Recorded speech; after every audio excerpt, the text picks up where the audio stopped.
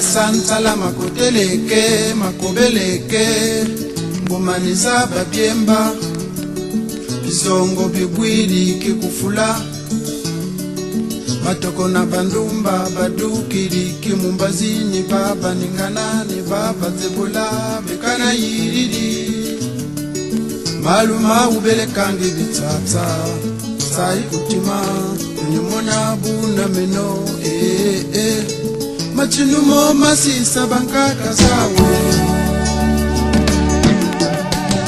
matanga mayasa nsala makuteleke makobeleke mbumaliza badyemba bisongo bigwiri kikufula matoko na bandumba badukiri kimumbazini baba ninganani baba tembela bekana yiriri maluma ubelekangi bitata zai kutima ulimona buna meno atinumo masisa bankaka zawe zekele zekele zekele zekele zekele zekele yaya zekele zekele zekele zekele zekele zekele yaya zekele zekele zekele Yenge Kino, Kiambote Kino. Bonjour, bonjour. Aujourd'hui, je reviens dans le cadre de l'instant motivation de la diaspora. L'instant motivation de la diaspora est un moment où on se motive les uns et les autres. Chacun est en train d'investir, en train de se chercher. Chacun est en train de chercher là où il va investir, là où il va sortir la tête. L'instant motivation, c'est pour te motiver, toi, mon frère Congo qui me regarde, toi, mon frère africain qui me regarde. Aujourd'hui, je vais m'appesantir sur un sujet qui concerne nos langues. Vous avez remarqué depuis que j'ai commencé mes vidéos, je dis toujours j'en parle. Mais aujourd'hui, j'ai envie d'aller un peu plus en détail. J'ai envie qu'on s'asseye un peu, qu'on puisse regarder qu'est-ce qui s'est passé au niveau de nos langues. Et on va comprendre par la suite pourquoi c'est important. Comment se fait-il que cet aspect-là peut influencer nos actions d'aujourd'hui et de demain. Pour commencer, il y a un adage Congo qui dit Tekela Bukizaya Tete Ngeye Kibeni Tekela Wazaya Bantu Bakaka. C'est pas top. Si tu es un bon Congo, tu as bien compris que ce n'est pas vraiment ça au niveau de l'accent, au niveau même de la prononciation et de tout. Mais peu importe. Parce que moi aussi, je ne connais pas parler ma langue comme il faut. J'ai un problème comme beaucoup d'entre nous. Mais la différence avec moi, c'est que j'ai pris conscience qu'il y a un problème et que je me lève aujourd'hui pour dénoncer cela et je mets en place des mécanismes pour pouvoir changer. Pour que la personne que j'étais hier, nulle dans ma langue maternelle, que je ne le sois plus aujourd'hui, encore moins demain. Donc, ce proverbe veut en quelque sorte dire commence d'abord par te connaître toi-même avant de connaître l'autre. Si vous avez fait un peu de philosophie à l'école, vous allez trouver, il y en a qui ont dit, je ne sais plus le nom, je ne sais pas quel philosophe qui a dit, connais-toi toi-même. Et même quelque part, Jésus, aussi dans la Bible, il a dit, avant d'enlever la poutre dans l'œil de l'autre, commence d'abord à enlever la paille qui est sur le tien, ou quelque chose comme ça, ou l'inverse. Voilà. Bref, regarde d'abord à toi-même. Commence d'abord à toi-même. Là, je vais d'abord commencer par poser les bases. Qu'est-ce qui s'est passé pour que moi, par exemple, à mon âge, je ne sache pas parler ma langue comme il faut? Là, je suis en train de parler en français. Ça coule. Et si tu me demandes de dire même une phrase entière en Congo, catastrophique. Tu vas te boucher les oreilles. Comment est-ce que nous en sommes arrivés là?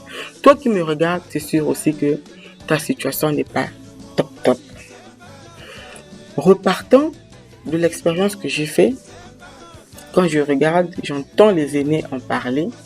Ceux qui sont de la génération des années 40, pour des années 50.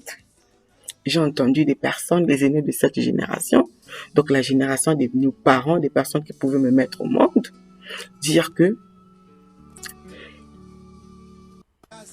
ils partaient à l'école à un âge assez avancé. C'est pas comme aujourd'hui où on va à l'école à 6 ans. À l'époque, ils partaient même à l'école primaire, le CP1, ils commençaient le CP1 à un âge, peut-être même 8 ans, 9 ans. Il y en a même qui partaient même à plus de 10 ans. Donc, à cet âge-là, quand ces enfants-là partaient à l'école, nos grands-parents, nos parents et les grands-parents pour certains d'entre vous, ils n'allaient pas en bus. C'était pas aussi derrière leur maison. Ils faisaient des kilomètres et des kilomètres à pied. Admettons, voilà que celui qui est parti à l'école ou plutôt un enfant de 7 ans ou de 8 ans, il doit marcher, mettons, minimum 5 kilomètres pour partir de chez lui pour aller à l'école. Et ce pour partir et en même temps pour revenir à pied. Cet enfant que ses parents décident de mettre à l'école, dans une école catholique, dans son environnement où il est né, dans son village, cet enfant connaît déjà parler la langue maternelle.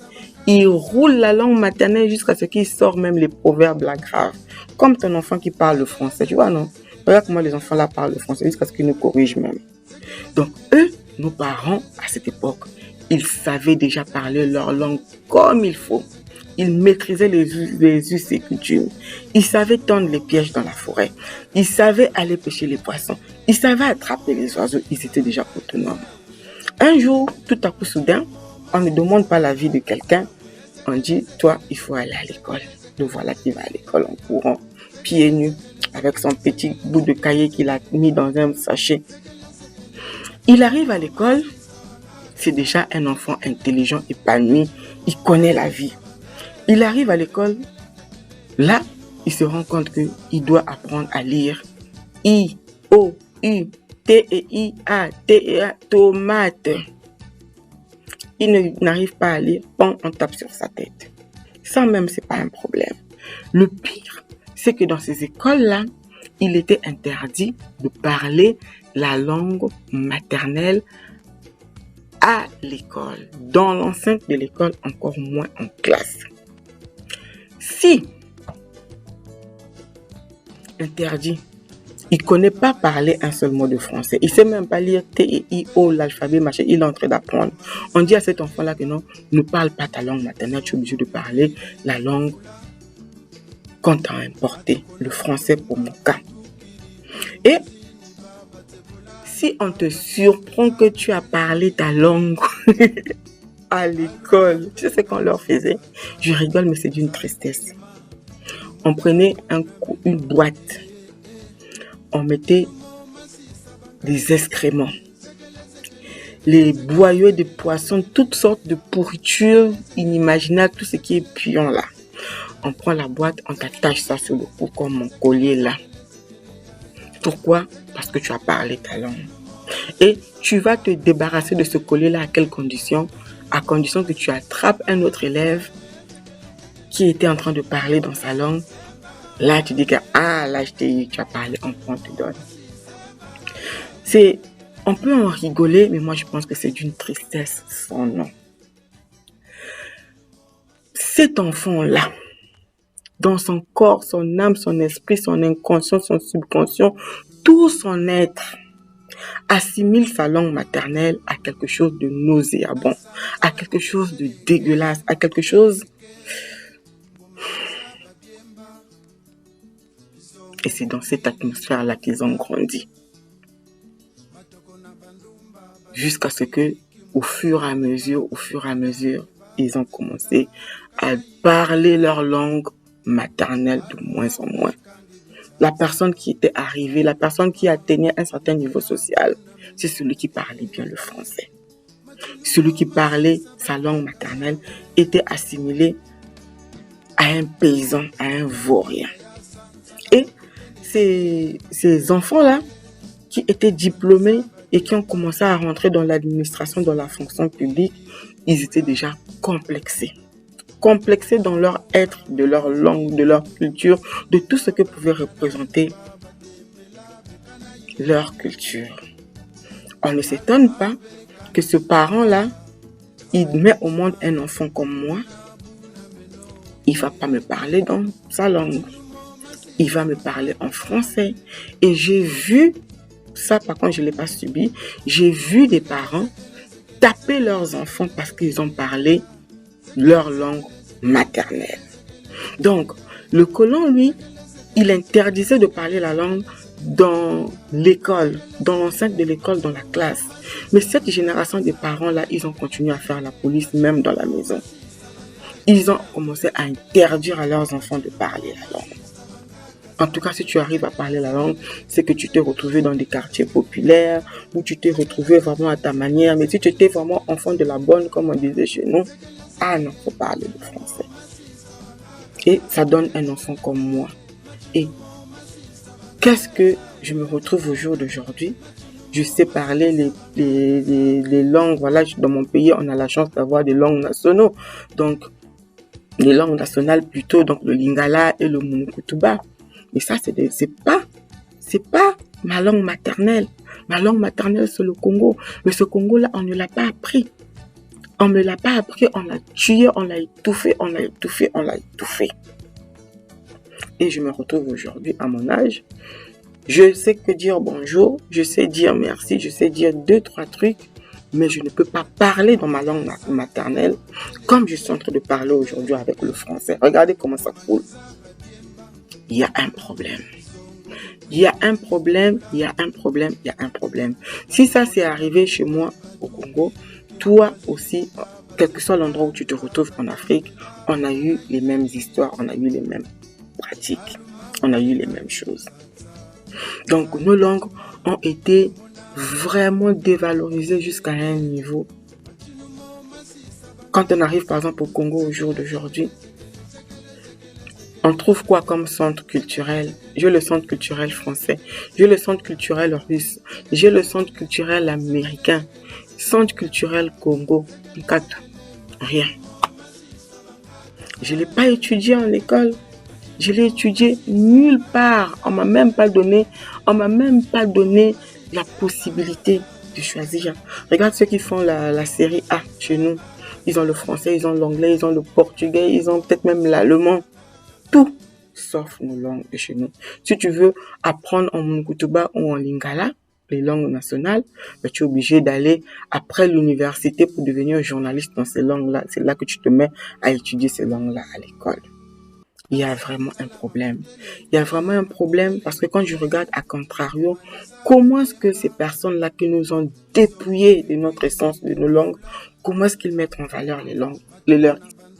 Regardez le nombre d'émissions qu'il y a en France pour promouvoir la langue française, la culture française. En tout cas, si tu veux devenir riche dans ce pays-là, on va dormir dans une bibliothèque. Commence à étudier les œuvres des Français qu'ils ont fait dans les années 1500 à l'époque historique. Tout ça, tu commences à les lire, tu commences à les voir, que ce soit dans le domaine de la culture, de la littérature, dans tous les plans. Regarde Question pour un champion. Question pour un champion, c'est pas les gens qui regardent Netflix, hein. C'est ceux qui bouquinent, c'est ceux qui lisent dans tous les plans.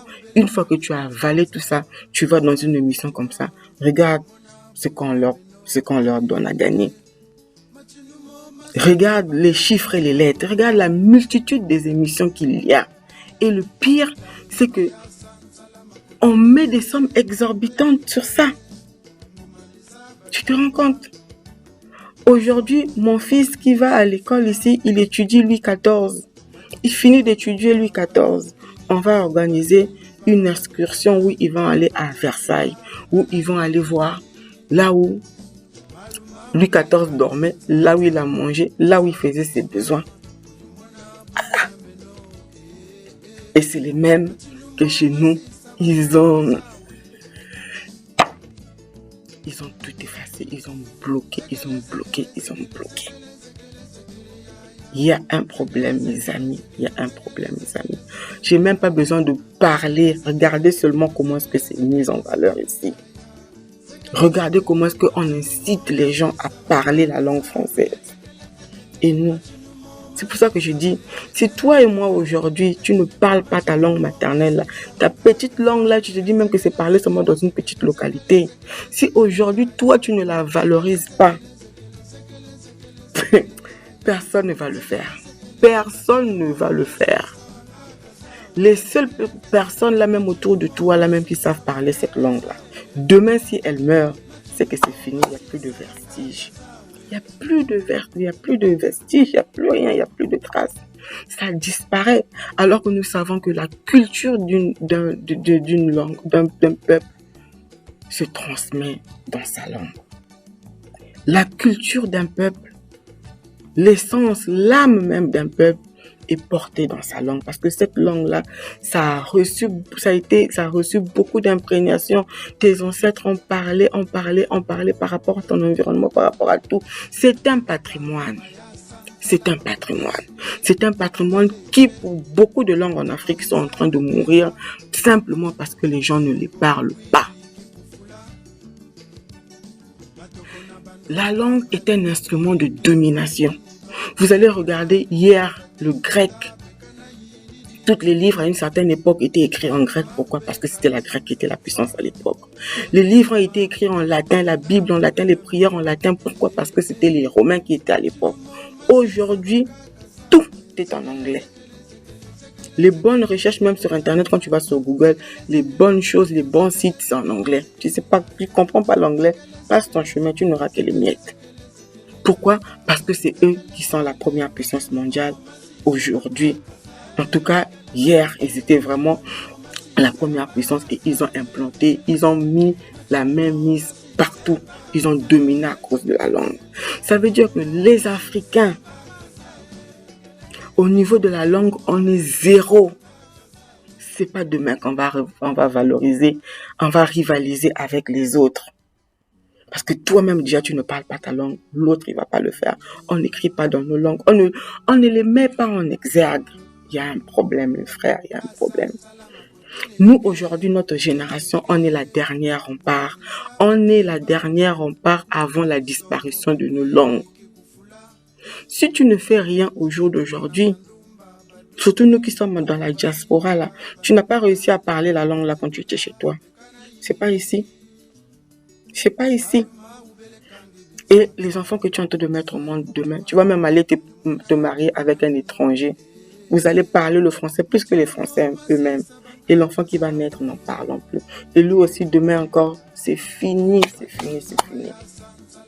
Si on continue sur cette lancée, dans quelques années, je dis même un siècle, c'est beaucoup. Il y a beaucoup de langues qui vont disparaître. Donc, il est encore temps, mes frères, il est encore temps, mes amis. Nous qui sommes le dernier rempart, réveillons-nous. Mettons la brèche. Mettons la brèche pour arrêter l'hémorragie. Pour arrêter l'hémorragie. Qu'est-ce qu'il faut faire? Est-ce qu'il faut juste rester là en train de dire ouais, ils ont fait ci, ils ont fait ça, c'est de leur faute? Oui, on va pas rester dans voilà, en train d'accuser, en train de dire tout le temps c'est la faute de l'autre. Voilà, ça a été fait. Le mal est déjà fait, mais on a encore le moyen de pouvoir se relever, on a encore le moyen de pouvoir faire quelque chose. C'est pour cela que je t'encourage, je te motive. Prends conscience déjà qu'il y a un souci. Prends conscience déjà que si toi tu ne te lèves pas, la chaîne va se couper à partir de toi jusqu'à tes enfants, jusqu'à l'avenir. Prends conscience de ça. Prends conscience de ça. Contacte les personnes autour de toi. Tu connais les personnes autour de toi, par exemple, quand tu appelles au pays, au lieu de parler ton français là que tu frimes là, parle dans ta langue. Les quelques mots que tu ne connaissais pas ou que tu ne prononçais pas, tu commences à apprendre doucement. Tu as un frère ici en Europe, quand vous utilisez les limités là pour parler, au lieu de parler en français, parlez dans vos langues. Les échanges vont se faire. Et j'ai remarqué quelque chose. Vous savez, nos langues sont dans nos gènes. Nos langues circulent dans nos sangs. Dès que tu vas manifester la volonté, dès que tu vas manifester l'amour, tu vas voir, tu as l'impression que non, ça a sommeillé, c'était juste en train de dormir en toi. Dès que tu vas commencer à parler, ça va commencer à venir tout seul. Comme quelqu'un qui dirait que non, c'est comme le vélo, ça ne s'oublie pas. Je vous donne mon exemple. Je n'ai jamais parlé Congo. Quand j'ai pris conscience que non, il fallait que je le fasse, j'ai commencé à lire les livres en Congo. J'ai même cherché à les traduire. On me dit que ne traduis pas. Lis-les comme ça, parce que si tu traduis, ça perd de la puissance, ça perd les vibrations.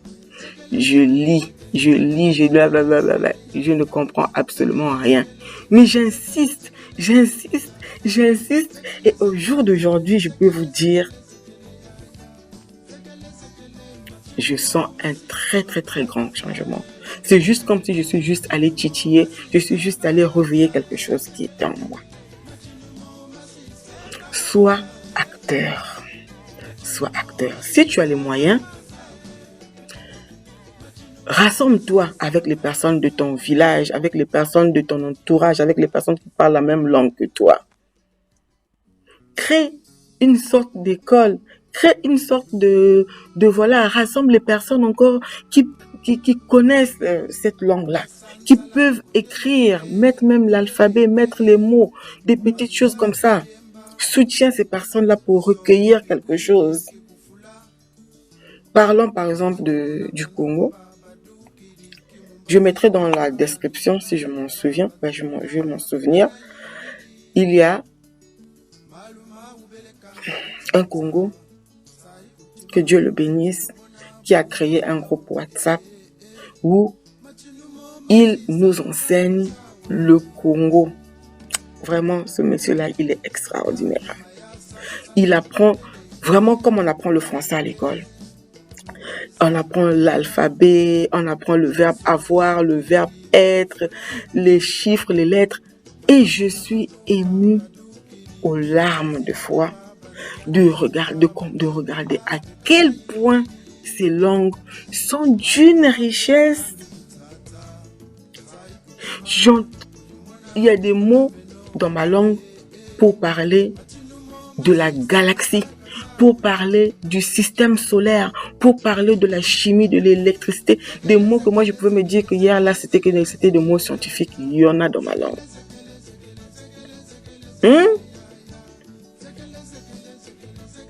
Vraiment,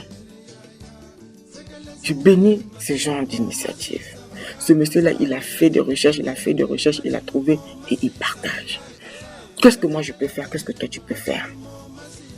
Soutiens-le, parce que c'est une bibliothèque vivante.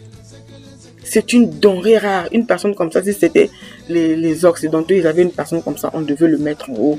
Mais nous, regarde autour de toi.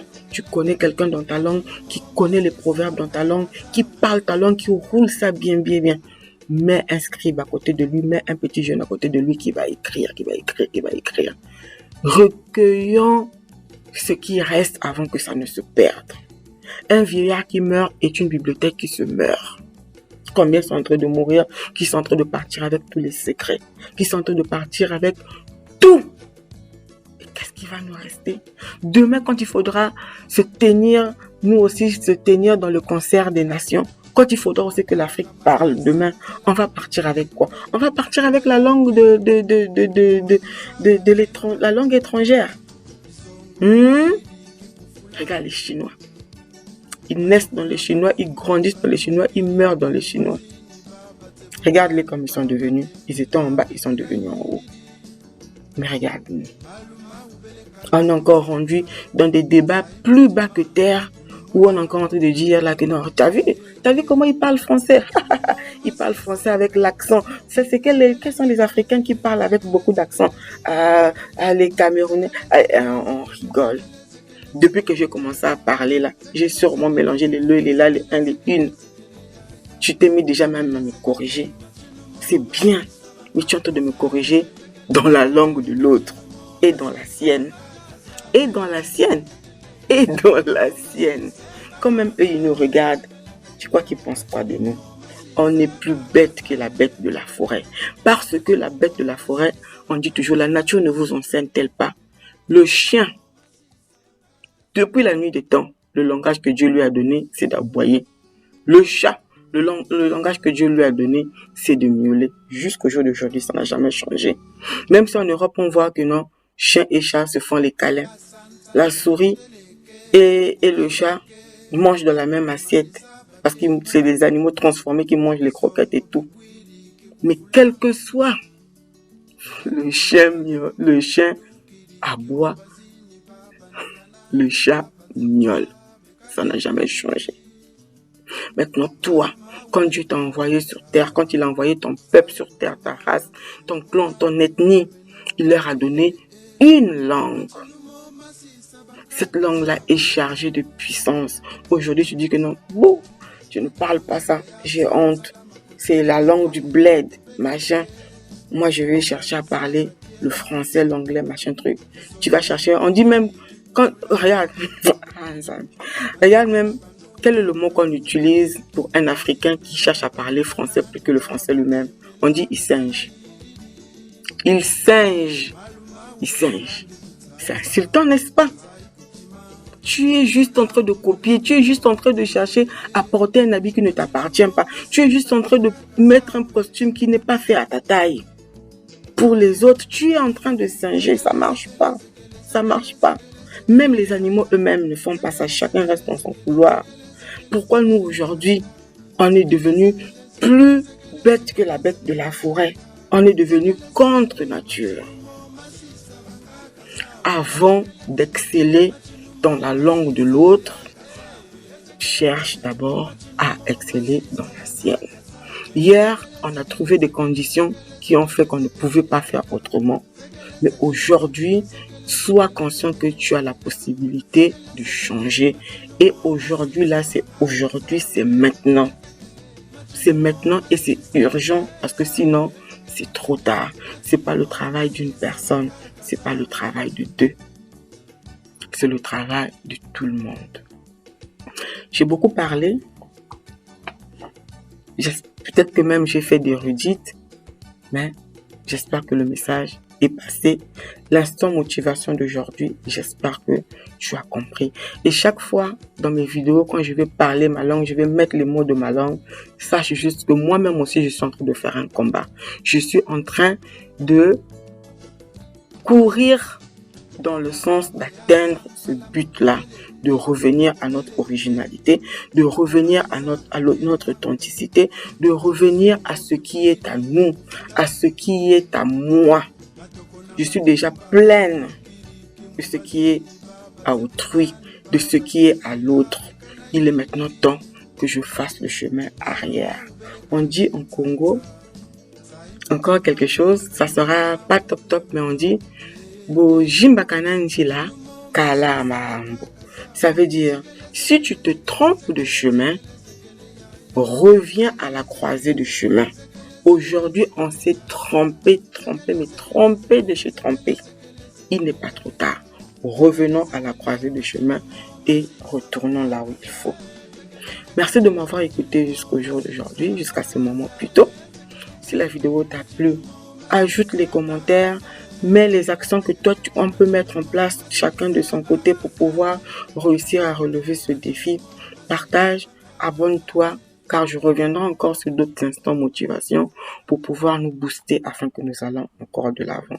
Je vous dis merci, Matonde dans ma langue, à la prochaine dans mes vidéos. Au revoir.